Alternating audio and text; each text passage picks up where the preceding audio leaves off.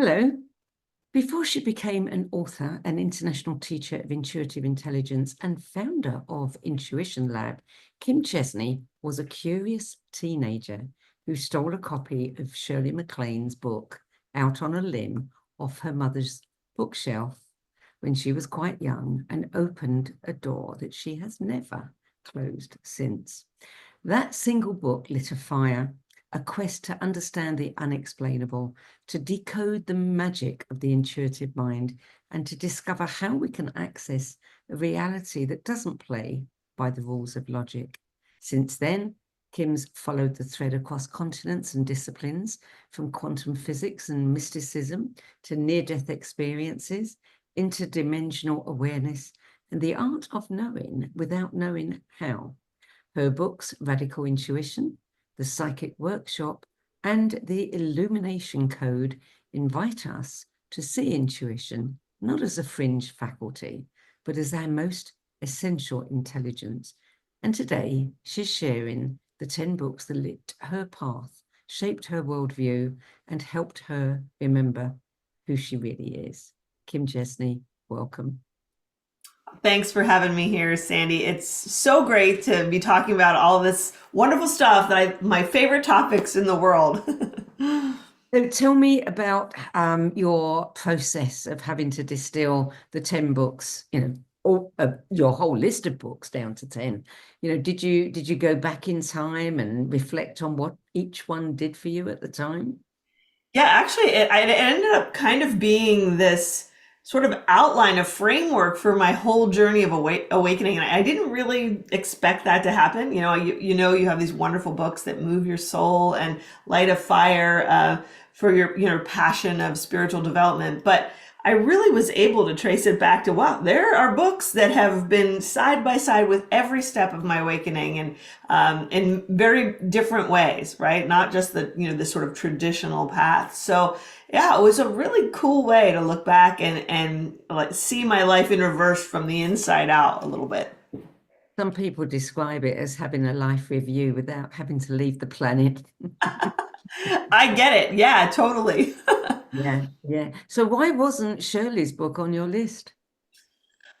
Well, that's a great question. I think that because I was so young, and I could have put it on the list just because it was the door opener. It was the gateway, right? It was that book that called me to step through and to see that there was more to life than, what everybody, even as a kid, I recognized it was more than what, people were saying or willing to talk about. Especially in my household, I was, very grounded, no nonsense upbringing. So all of my Halloween baby Scorpio interests were not something that people took seriously. So I think it really just validated for me, Shirley's book, that there is a quest out there and a pathway out there. And she kind of became a role model for me. But in terms of the actual, the things that actually made these shifts in my life, that's what I tried to narrow the 10 down as to, the books that the content really showed me a shift in my reality. So that's kind of how this list came up. I just want to ask you a question about being born on Halloween. Do you regard that as a really special day to have been born? I do, and it's the funny stuff. I was even born at 12/12 on Halloween, and I was 6 planets in Scorpio. So I have this really sort of extraordinary birth chart, and I thought, wow, it's like, did my soul create this birth chart? Because you couldn't have created one more designed to do the work that I'm doing, because it really just sort of laser honed my attention on intuition and the nether worlds, the world beyond, the realms between realms is always something since I was a little kid I was just wired for. I talk a lot about, I grew up in a haunted house. I had all kind of spiritual stuff happening around me from a really, really young age. Aside from the fact that it was always fun having Halloween parties, there was a very deep element to that actually really shaped my character. Interesting, isn't it? My granddaughter was born on Halloween. She's only 18, so we don't yet know, which direction she's going to take in life.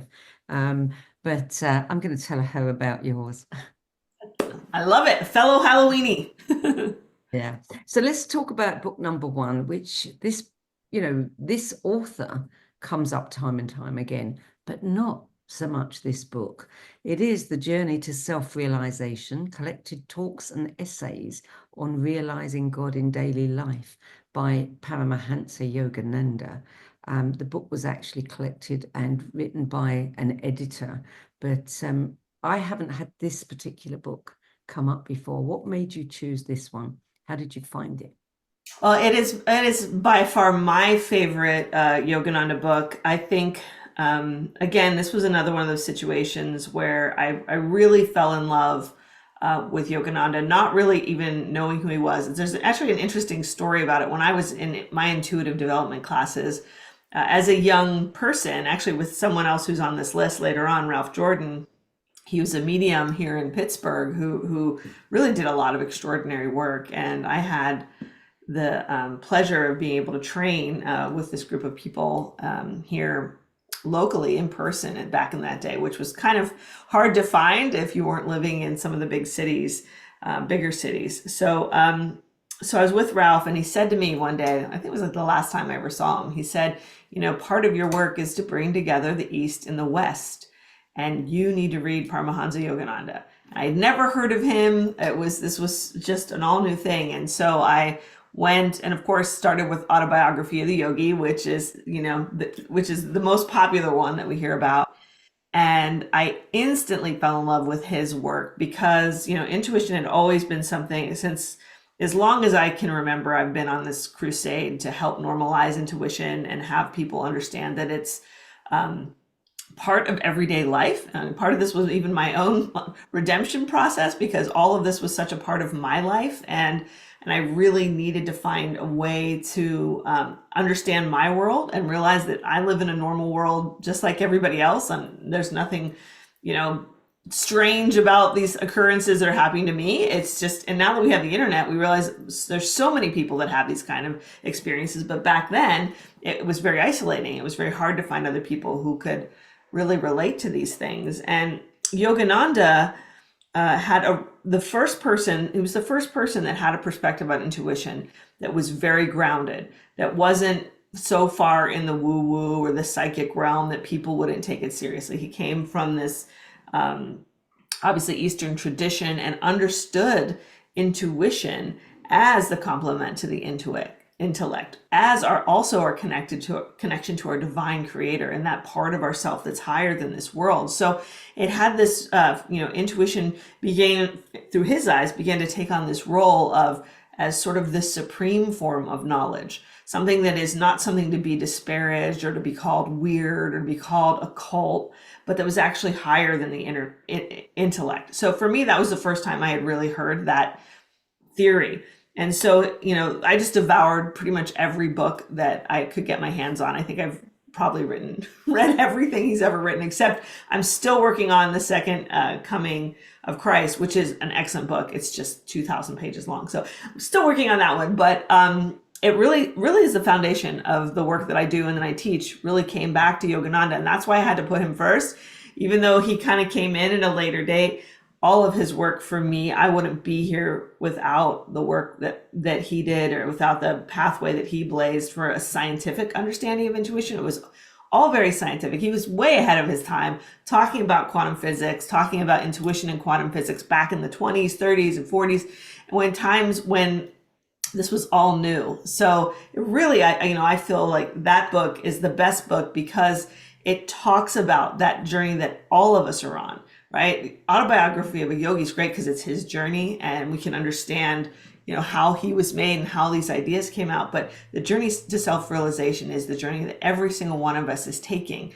And it's all powerfully based on intuition and why it's really the key to understanding who we really are. Yeah, what a trailblazer he was. Indeed. So book number 2, The Dow of Physics by Fritjof Capra, published in 1975. And you said that for an entire summer, as a 19-year-old traveling through Europe, this book was attached to your hip. Yeah, I was in college and I was actually studying to have a minor in physics in college. Even though I'm an artsy person and writing, I was doing all the creative stuff. I've always had this curiosity about physics. And this book really just, I couldn't like devour it enough. Like I loved every word of it.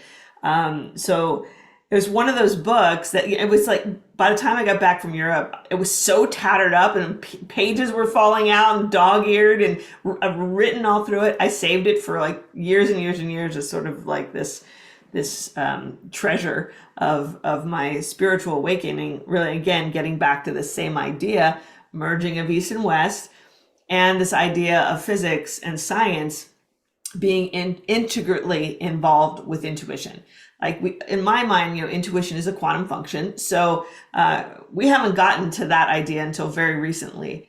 So these were the real seeds that were being planted within me to understand intuition and how it actually worked from a quantum perspective. So I think that book was, culturally significant, but also personally significant for my journey in bringing together the intuitive realm with science. And yes, they can complement each other and work together, right? Yeah, they can.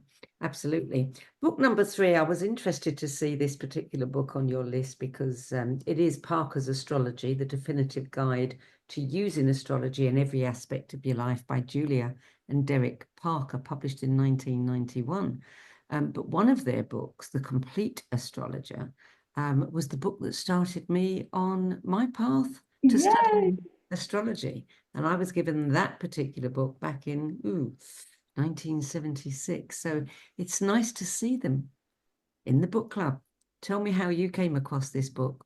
Well, funny, I was actually living in the UK at the time, and I was living in Hull, and I was going to school up there at university, and I had made a friend there who was a fellow Scorpio, Leo rising, just like me, very strange that and she's like, you need to understand astrology. We have the same birth chart, and she went and did my birth chart for me, and it just blew my mind. I was like 19, 20 years old at the time. Blew my mind. I was like, this is so me. Like, how is it possible? Oh, is this why I do all these things? And so immediately fell in love with astrology and, began to integrate that into my worldview. But the book that she gave me and the chart that she used was all from Parker's Astrology. So that book really became my Bible. I just, again, like a staple for 10 years of my life until things became digital and I didn't have to use the paper ephemeris anymore. That book really helped me to understand that life was meaningful. And I think you probably can understand that too. Anybody who really, the first time they start to see that astrology has patterns that are undeniable and gives people like psychological understanding that there's no way to get in any other way. And it's one of the most ancient learning systems that we have. So when you really look at the big picture of astrology, and again, take off that cynical hat that's like, oh, it's woo woo or whatever. No, it's actually something that is really powerful and shows us the meaningful nature of life, that things aren't an accident. We're here. And in some way, it's like the code or the programming that's running this world. And there's so many secrets to discover with it. But for me, those moments that I had real astrological discoveries about my life, like I would go back and I would look at different dates and I'd see the alignments. I was like, how is this possible? And I those moments actually were real catalysts of some of my spiritual awakening. It really created some shifts that allowed me to experience some extraordinary things. So it's funny how books can actually not just in a simple way, like reading it can teach you new things. It can actually shift your vibration. So that you have these real like powerful experiences. And that happened to me multiple times with the astrology that they taught. So that's why they're on the list. I was gifted that book for my birthday and I started studying it to disprove it. And I couldn't. Mine was the first chart I did, and it laid out everything that was happening to me, and they were not normal circumstances at that time. So that was it. I couldn't disprove it, and it's and back in those days, of course, we had to do it all by hand. Yes, it was not an easy task. No, it was not. It was quite an in-depth, long, arduous task. Yeah. So book number 4, The Business of Heaven, Daily Readings from C.S. Lewis by Walter Hooper, published in 1984. Well, you'll start to see that a shift happen at this point. There's a lot more religious texts that are going to come in for a little while. So after I read all these books and I started to have some of my own personal awakenings, actually the Parker's Astrology, the shift that I got from Parker's Astrology, the night that I was working on some of my charts, I had an out-of-body experience after reading it. And that changed my energy, my view on life. It was just a sea change in my reality, and allowed me. I started to be able to see things like actually just things in the multidimensional realm that I couldn't see before with my senses. Like there was this whole huge shift, and I started to think maybe I was going crazy because see, that's what a real awakening looks like. You know, you're in here, you're like, like I didn't get all this. This wasn't supposed to happen. You know, all these psychic abilities started to wake up within me. And one of the things that I always loved about Yogananda too is he talked about psychic ability being a byproduct of our spiritual evolution. And as we grow and evolve, we get more of these intuitive connections and abilities to do things. And so this started happening to me as a young person in my 20s. And it was that thing where I didn't know if it was really wonderful and extraordinary or if, you know, it was scary and I didn't understand what was happening to me. So I really turned to, I turned to psychology. I turned to anything I could read to help me understand the spiritual realm, which I didn't understand that much at that time because I didn't really have a background in any of that. I wasn't looking for any of that. It just kind of happened. And I ended up converting to Catholicism during that time. And the reason I did that was because I found that you know, the Catholic Church and the traditional church was one of the few traditions that actually acknowledged the spiritual realm, the angelic world. You know, my family grew up Protestant. It was like seeing is believing kind of thing. So I found C.S. Lewis, long story short, and he, again, was, to me, just his book Mere Christianity was just, again, a life-changing book that helped you to see, you know, really the tradition of Christianity, not in all of the negative contexts that I had received, you know, from social influences growing up. And I really saw, you know, that whole realm of the world and religion and spirituality in a different way, thanks to his really grounded approach to it. And so I picked The Business of Heaven as the book because, again, I love all his books. I loved The Lion, the Witch, and the Wardrobe as a little kid. As a Halloweenie, the witch spoke to me, and his work really, really resonated with me. Again, A Grief Observed, the best book I think ever written on loss and grief. If you've ever lost someone who you love, just he's such a heartfelt, soulful, intuitive writer. But The Business of Heaven is a day-to-day, every day a little piece of inspiration from C.S. Lewis. So again, that's one of those dog-eared books that are missing chunks of pages because I've just read it year after year for inspiration, but all around great vibes. Yeah. Book number 5, The Interior Castle by St. Teresa of Avila, published in 1577. Yeah, and that was just more of, you know, going down the mysticism route, and I fell in love with her work. As The Interior Castle is all about intuition. I realized, you know, it was one of those things that communing with God, the rapture of the divine, all of the words she was using were things that I could relate to with things that I had experienced during my awakening. So things finally started to make sense. Other people had witnessed this.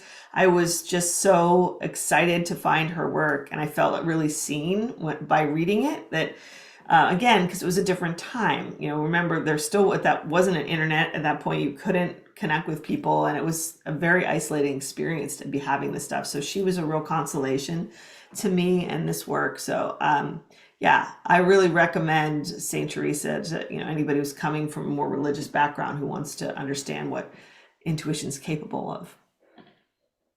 Book number 6, Discovering the Natural Laws That Govern the Universe by your teacher, Ralph Jordan, published in 2001.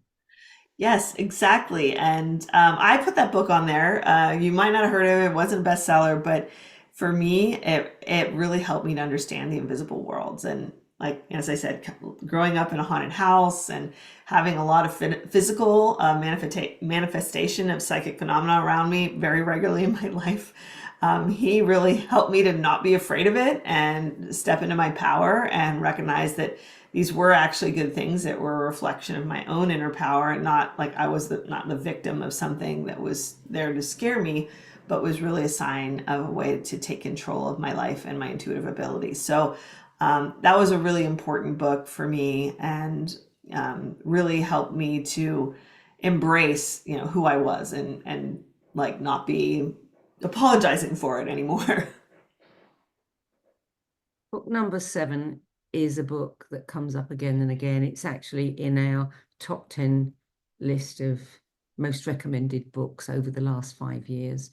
And everybody will understand why when I mention the title, The Power of Now by Eckhart Tolle, published in 1997. Yeah, what list would be complete without that? And for me, it was really important to me because all of the mindfulness that he talked about, everything in that book really opened up space for intuition. And that's why for me it was so important for people. I always tell people before they come and do work with intuition with me to go read that book, because you really can't listen to your intuition fully until you're in that state of presence and mindfulness and openness. So I always say we're moving, add a little insightfulness to our mindfulness.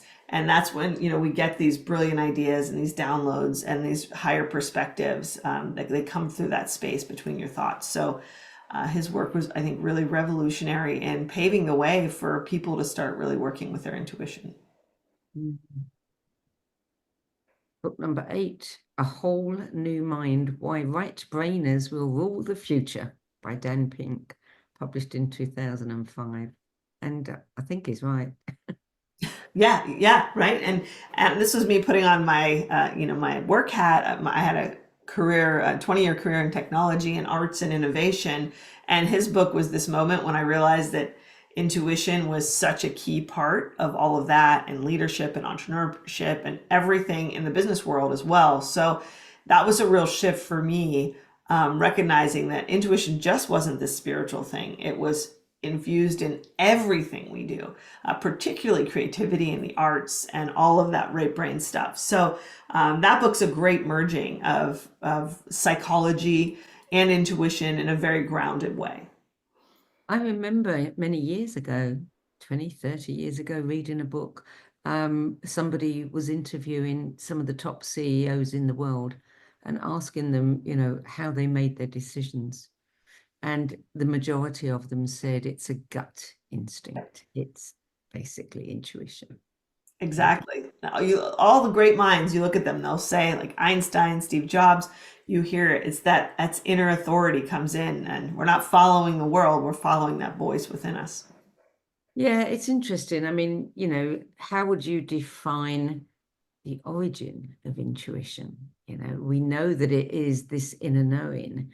We know that, our gut will tell us, but where's it coming from? What do you say to that? I think it's coming from what we call now the quantum field. It comes from this connection that we have to each other and to our source, where all of the information, like the Akashic record, it's all stored in the Akashic field. So we're starting to understand now that intuition isn't this, you have to wait for like an angel to whisper in your ear or anything like that. It's there. We're all connected to it. Men, women, animals, plants. We're all living in this sea of information and technology. A lot like, Irvin Laszlo. We'll get to that in a second, but he's someone who's really levitated this idea that finally fits, that explains what intuition is, and it really is our connection to our source.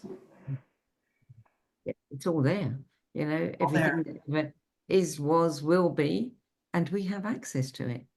Yeah, we do. I always say a part of you knows everything. Just remember that. Whatever you do, there, our conscious part, our intentional part has access to a little bit, but there's a part of us that knows everything that's happening everywhere and in all times. And that's the part we can tune into with our intuition.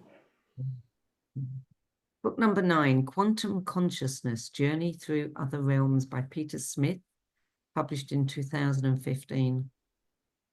Yeah, again, I love Pete. He actually wrote the foreword to my latest book, The Illumination Code.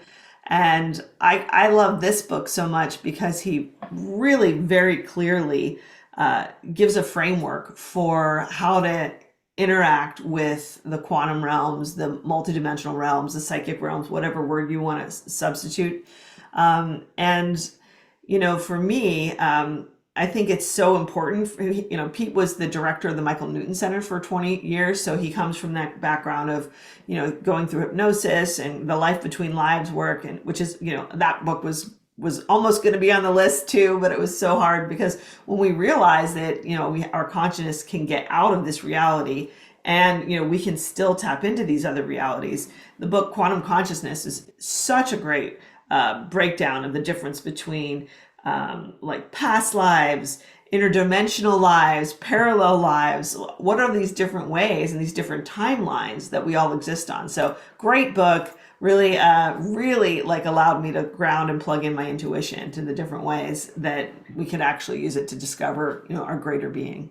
Yeah, I looked up this one and it said, because I hadn't read it before, it specially emphasizes four aspects of quantum consciousness: the creator effect, entanglement, everywhereness, love that word, and holographic healing, and also offers a detailed exploration of the various realms of consciousness, including stored consciousness, alternate consciousness, parallel consciousness, and interdimensional consciousness. Do you know anything about these various realms? Because, what is the difference between stored consciousness and alternate consciousness? Oh, this is great. And we'll see if Pete listens to this. He can correct me if I'm wrong. but it's a really helpful thing to understand. And we don't realize that, all of this boils down into quantum physics and our understanding of quantum physics. So with, everyday consciousness, we store our consciousness locally in our personality, in our life, right? So if you look at the quantum field as this recording device, right? It's a memory storage, right? It records everything, and from the past, the future, it's all recorded there. But we have this local stored consciousness, which becomes our identity. But all of this stuff's also like backed up to the cloud, right? There's a great analogy with technology that we have today. And the cloud stuff's out there forever. But we do have a local consciousness, which we access through our own personal perspective. Then when you get universal consciousness, that's when you go beyond your personal ego and personality, and you can see things from the greater transcendent perspective. But then you have like alternate timelines, alternate realities. That's what this idea that when we talk about everything that's ever happened and will happen is happening in the eternal now. Well, what does it mean? How do we still have free will if that's the case? So that's obviously the first question. If really there's no such thing as time, and time is just an illusion of us sitting here in this present moment in our personal consciousness, how do we have free will to create? Are we just going through a track if everything's already happened? And so the answer is yes, we still have free will to create, but it comes out in alternate timelines.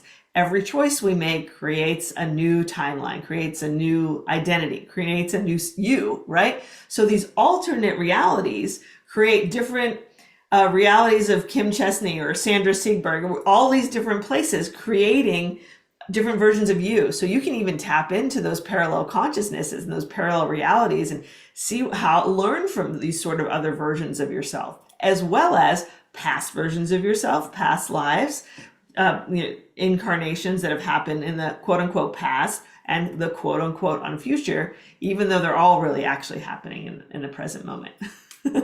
So it's a lot. There's a lot going on. Yeah, but yes, yeah, I totally agree with that. Yeah. You say that Peter is your favorite guide to exploring the universal realms. Why?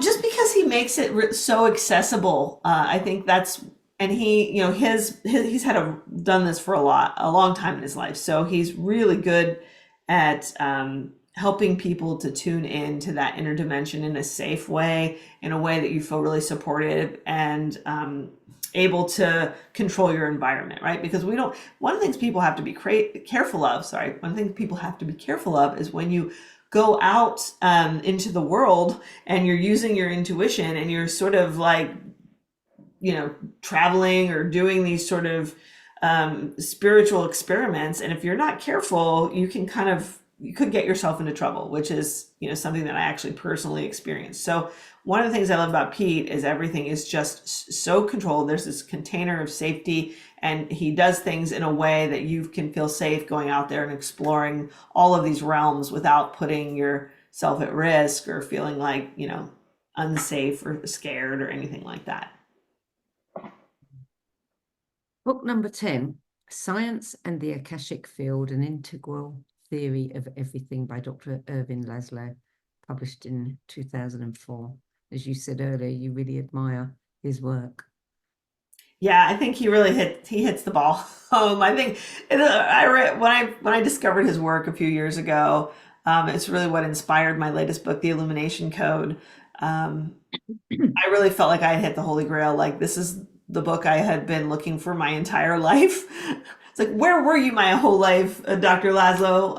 And I had the opportunity to meet with him and talk with him on multiple occasions. So it was for me, a real culmination of everything I had been searching for. All the work I had been doing was explained by the theories that he brought forth with his theory of everything, the quantum akashic field, and that psychic ability was 100% possible in a quantum universe, which we now know that we live in. So the Illumination Code was sort of, it deepened that idea and focused it on specifically intuition as a quantum phenomenon that has been misunderstood as something occult and not real and something dangerous, when really it's just a part of our cognition system that we haven't fully figured out how to use because we didn't know we were living in a quantum universe until like 100 years ago. So every spiritual experience, every psychic experience, every intuitive experience can now be explained by principles in quantum physics. And this book, for me,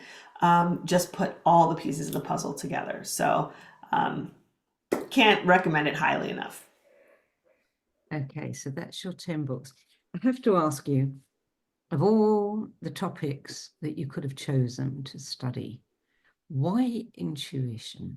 I mean, some people would say, why do we need to be taught it? It's so innate, it's so natural. Why have you made your life's work about intuition? Well, I think that's one of those, the answers are one of those statements. Well, I didn't choose intuition. I think intuition chose me. I would not have chosen this. I mean, I know I was born on Halloween and all this stuff, but I had to understand my world. Like, for me, the things that intuition brought into my world, I needed to understand what was going on. And so it really fueled this lifelong quest. And the reason why people need to develop it, and this is something that I hear a lot, because I teach intuition, and that's all. Like, that's my lane. Everything I do is related to intuition. There's people that do all kinds of things. If you want intuition, I'm your girl. I have been studying it and passionate about it for as long as I can remember, like 40 years. So for me, teaching intuition is so important. People make the mistake of thinking that they understand their intuition because we do have natural intuition. We also have natural intellect where we all, we can learn things, but we go to school to get smarter. We should train our minds to become more intuitive, and we can do that. And so that's one of the things I personally think that intuition is going to be a force in our future. It's going to be our saving grace. It's going to be the thing that differentiates us from the machines. It's the key to our humanity. It's the key to our unity. And it's the feminine way of knowing. It's not for men or women, but it's a simple act of opening up to receive and learning to understand those signals that we download from this field around us. And the really smart people, the genius people, have already figured this out. I'm telling you, the people that are out there at the top, these people realize they know it already. And I'm trying to get out there and shout it out from the rooftops, so more and more people realize that it's not just a feeling that comes and goes, or is something that maybe it's we can rely on it here or then. It's learnable, repeatable.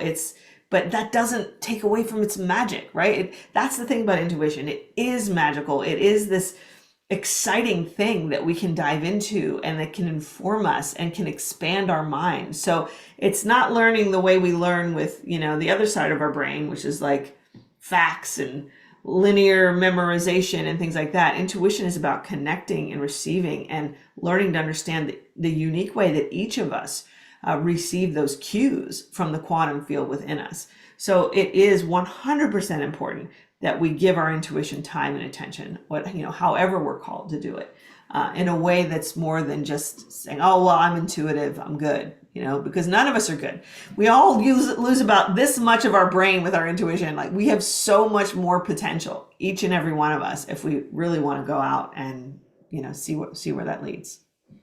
Well, it is something that is innate. We all have access to it, and yet, our antecedents knew this.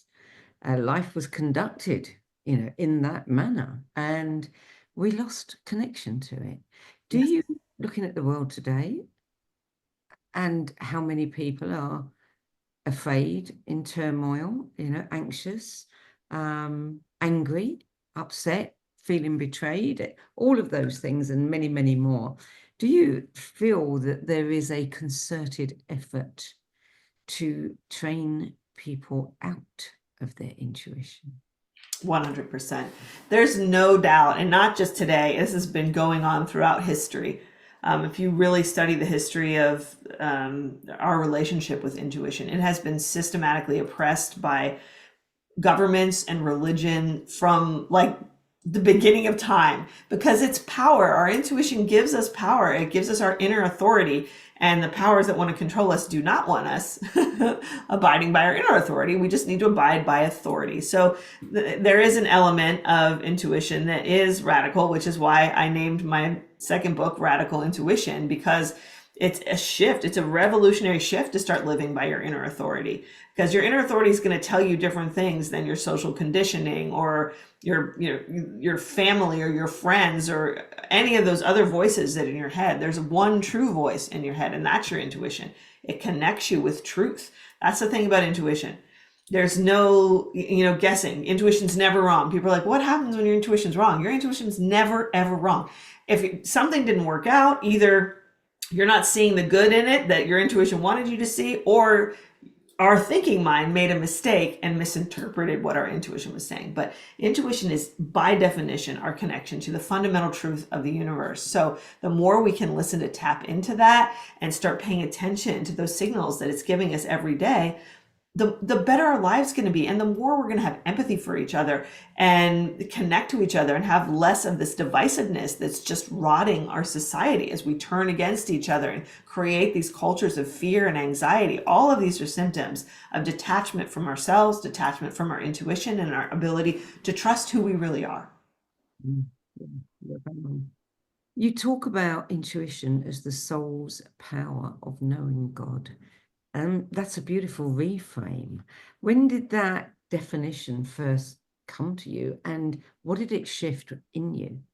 Yeah, so that's an actual quote from Yogananda, and that was one of the first quotes that really touched my soul from him, is realizing that intuition isn't our connection to the occult or the paranormal or even our creativity or all these different things that people say intuition is. It's that and so much more. It is ultimately our connection to God, the universe, our source, our part of us that knows everything. And I would always joke, I've got the most important job in the world, because I teach people how to connect with the most important part of themselves, which is their intuition. And if they have that intuition clear and flowing, everything else in life starts to fall into place, because you're not living from fear. You're not living from this small place of unconsciousness or, unawareness. You've expanded your mind, right? That's what intuition calls us to do, is to expand our minds. We live in an expanding universe. Our intuition wants us to grow and expand and move into that higher awareness and grow with the universe, instead of just staying small and staying in this place of, separation or unconsciousness. Your first book was literally predicted in a psychic circle. and it came true, and you didn't want to be a writer. What happened there? Back to intuition chose me. I didn't choose intuition. So I was in these intuition development groups with, the Ralph Jordan's group here in Pittsburgh, and we would do small groups and we do partner exchanges during these groups. And there was one particular woman there who was so good. Everybody wanted to have Joanne as their partner because she was a medium, and she would just all of a sudden, your grandma's here, and she'd tell you these things. And so my grandma just passed, and she kept talking to me about my grandma, and it really, I mean, she knew things that nobody could know. Like, she was the real deal, right? She was just this regular old woman living here in Pittsburgh. She didn't have a business, but she was born with this gift. So I was really excited to have her that night, and I thought I was going to hear from my grandma, and she looks at me and she's like, they're telling me you're going to be writing a book, so get ready to write a book. And I was pregnant with my daughter at the time. I had no intentions of writing a book, like no aspirations at all. And I was mad. I remember driving home. I remember, like, I had a Tahoe at the time, and I just remember in the darkness driving home. I was really bummed. I was like, man, like that wasn't what I wanted to hear. I'm not doing that. And long story short, within a year, I had this book deal, and it was incredible. And I could have never done that on my own. The universe just put that in my lap, and all started with an intuition development group. So that was a psychic workshop. So I actually wrote books about that intuition development group and how people could do that themselves. So it was pretty cool. Yeah. One of the themes that threads throughout your list is courage. The courage to trust the invisible, to challenge dogma, to create your own path. What do you say to people who still fear intuition, misunderstand it, misuse it? Yeah, really great question. And I just had a conversation with a friend of mine about that yesterday, and she's like, "Oh, I think everyone gets intuition now. I don't think people are afraid of it like they used to." I'm like, as a teacher, I've taught thousands of students, and I said, I don't think that's true at all. I think there's a lot of people that still don't understand intuition. I think that's the key.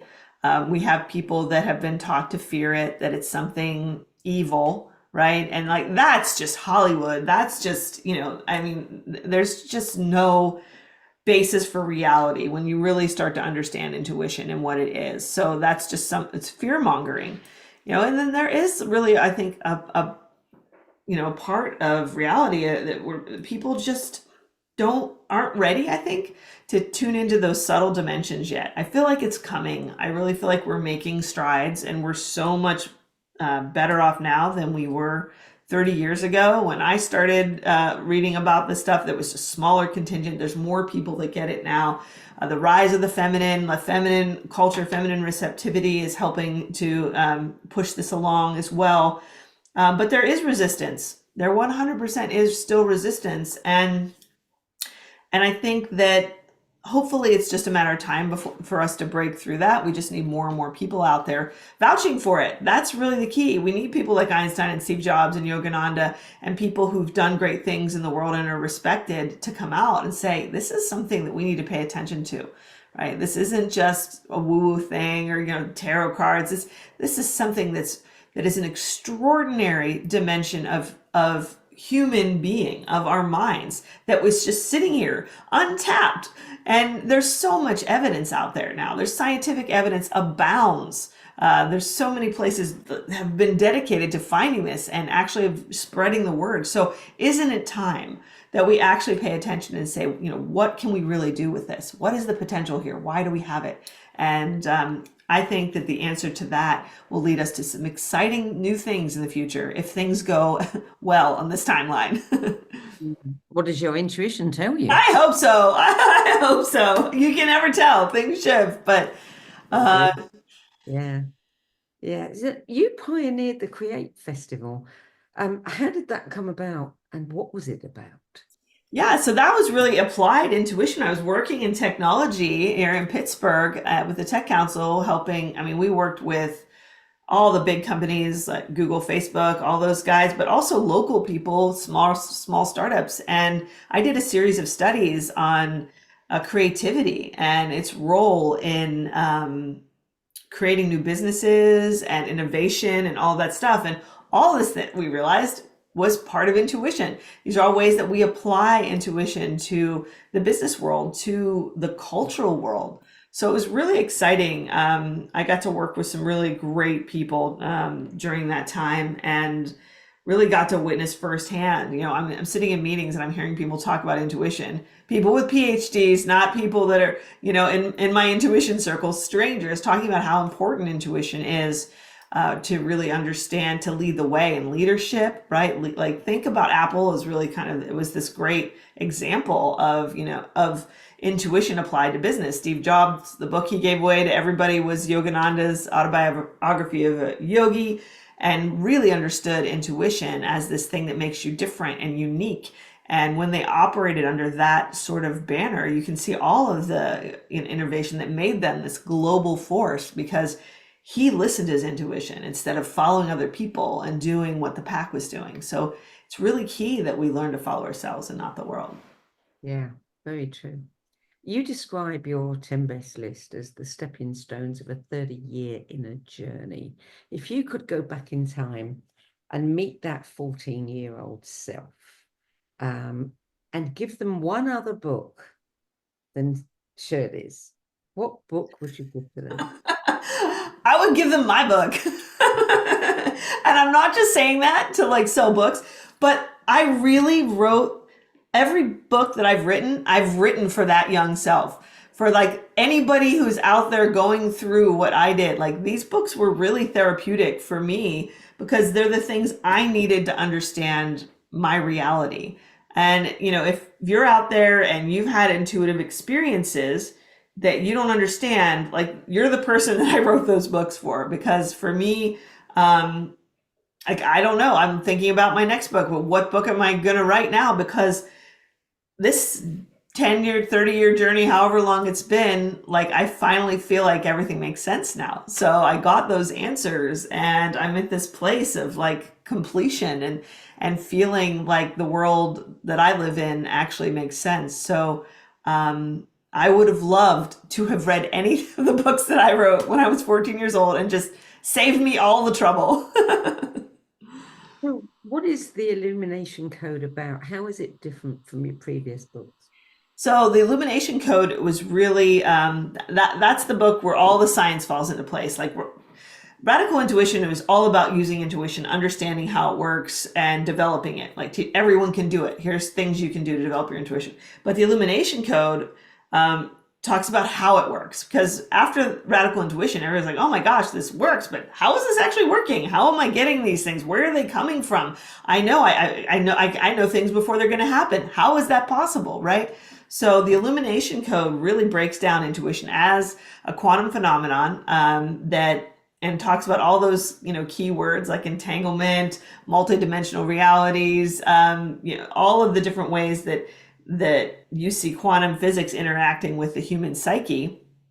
Really is outlined in the Illumination Code, understanding that we have this invisible code of energy that's ubiquitous outside of us, inside of us, that's constantly informing us and guiding us. We just need to learn how to tune into that. So we have this inbuilt navigation system, and we can start using it with clarity and confidence, instead of, every once in a while we'll get a hit here or there.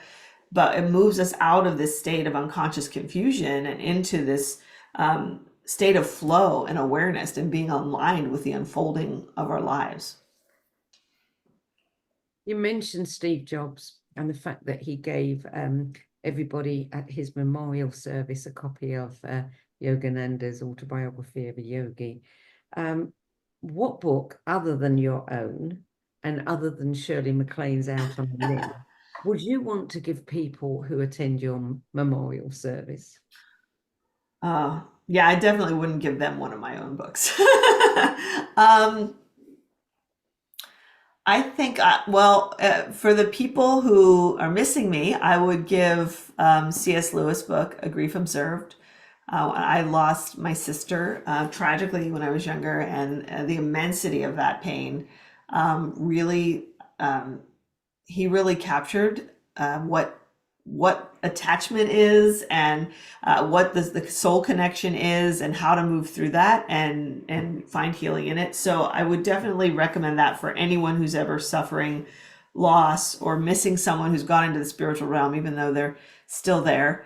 And I think if I had to give out another book to everyone, probably would be a Yogananda book.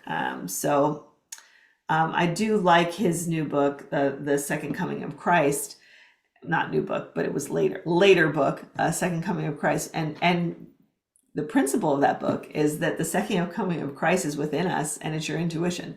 And it's speaking to us from within. So the Christ consciousness is coming from within and speaking to us intuitively. So I think that's a powerful statement that, again, unites the East and West and shows us how our inner voice can be interpreted and used, really from all these different facets, whether it's spiritual, scientific, religious. Truth is singular, and these are all different ways of just receiving the same core truth.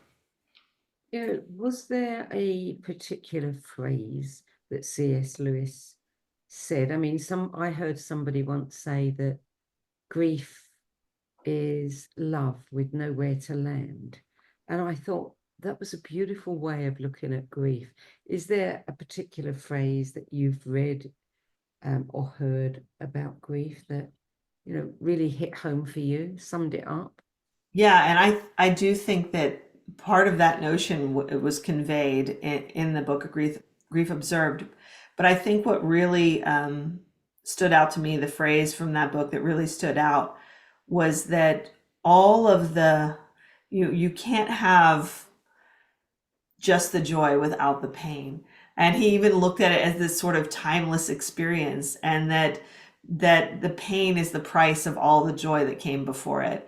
Instead of looking at it linear, like you knew that this was something that's going to happen when you have the separation, but that's the price you paid for all those moments of love and all of that connectedness. So for me, it really helped me to look at the holistic experience of love with someone and not just look at the final loss. Kim Chestney, thank you so much for adding your 10 best list of spiritual books to the No BS Spiritual Book Club's library of recommendations. Thanks for having me. This has been such a fun conversation. I love the exercise, and thanks for all the insights that it led me to reviewing it. Thank you. So before we close, reflecting over Kim's list, here's something to consider. Maybe you're not here to figure life out. Maybe you're here to tune in, follow the weird little nudges, and trust that the part of you that knows things for no good reason actually does. Maybe the real intelligence isn't the voice in your head, but the signal beneath it. And maybe, just maybe, the books that truly change your life aren't the ones that tell you what's true, but the ones that remind you of what you already knew. For more information about Kim Chestney's books, cards, classes, courses, events, and more, visit her two websites at kimchestney.com and intuition-lab.com. And if today's conversation sparked your curiosity, you'll love our other two shows, the Synergy Sessions, where leading edge thinkers come together in bold, unscripted dialogues that ignite new possibilities, and Between Realms and Reason, where we journey into the mysteries of consciousness and energy, the hidden layers of reality, and science converges with spirit in ways you've never imagined. That's it for this week. I'm Sandie Sedgbeer.